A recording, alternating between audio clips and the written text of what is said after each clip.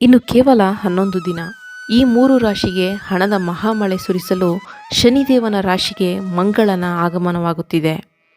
March 15ರಂದು ಮಂಗಳನು ಕುಂಭ ರಾಶಿಯನ್ನು ಪ್ರವೇಶಿಸಲಿದ್ದು, ಇದರಿಂದಾಗಿ ಯಾವ ರಾಶಿಯವರಿಗೆ ಅಪಾರ ಧನಲಾಭವಾಗಲಿದೆ, ನಿಮ್ಮ ರಾಶಿಗಿದೆಯಾ ಈ ಅದೃಷ್ಟ ಎಂದು ಇಲ್ಲಿ ತಿಳಿಯಿರಿ.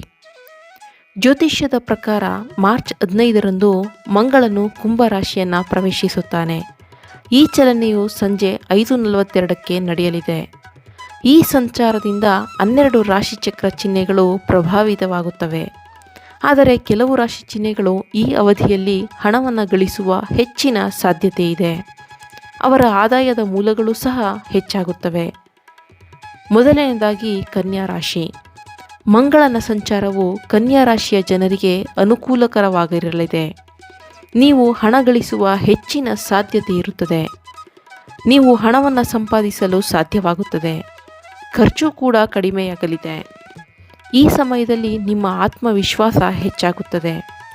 ಒಟ್ಟಾರೆಯಾಗಿ ಮಂಗಳನ ರಾಶಿ ಬದಲಾವಣೆಯು ನಿಮಗೆ ಫಲಪ್ರದವೆಂದು ಸಾಬೀತುಪಡಿಸುತ್ತದೆ. ಎರಡನೆಯದಾಗಿ ಕುಂಭರಾಶಿ. ಮಂಗಳನು ಕುಂಭರಾಶಿಯ ಲಗ್ನದ ಮನೆಯಲ್ಲಿ ಸಂಚರಿಸುತ್ತಾನೆ.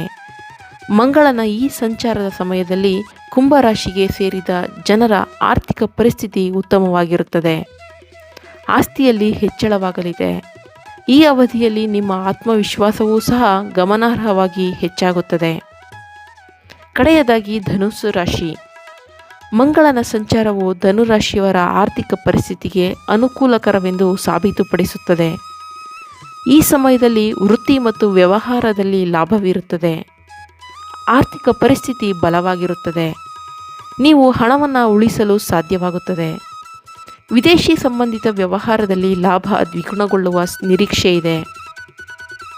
ಕುಂಭರಾಶಿಯಲ್ಲಿ ಮಂಗಳನ ಸಂಚಾರದಿಂದ ಇಲ್ಲಿ ಹೇಳಿರುವ ರಾಶಿ ಚಿಹ್ನೆಗಳು ಹೆಚ್ಚಿನ ಲಾಭವನ್ನು ಪಡೆಯುತ್ತಾರೆ. ಮಂಗಳನ ಚಲನೆಯಿಂದಾಗಿ ನಿಮ್ಮ ಜೀವನದಲ್ಲಿ ಎಲ್ಲವೂ ಸಹ ಮಂಗಳವಾಗುವುದು ಖಚಿತ. ಮತ್ತಷ್ಟು ವಿಶೇಷ ವಿಡಿಯೋಗಳಿಗಾಗಿ ಭರವಸೆ ವಾಹಿನಿಯನ್ನು ತಪ್ಪದೇ ಸಬ್ಸ್ಕ್ರೈಬ್ ಮಾಡಿಕೊಳ್ಳಿ.